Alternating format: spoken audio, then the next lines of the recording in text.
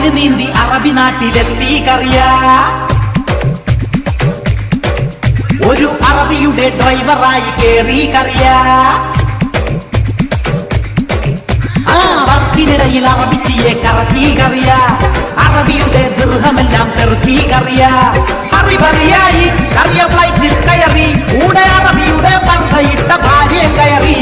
കറിയ വന്നിറങ്ങി, ഫോറിൻ കാറിൽ വന്നിറങ്ങി.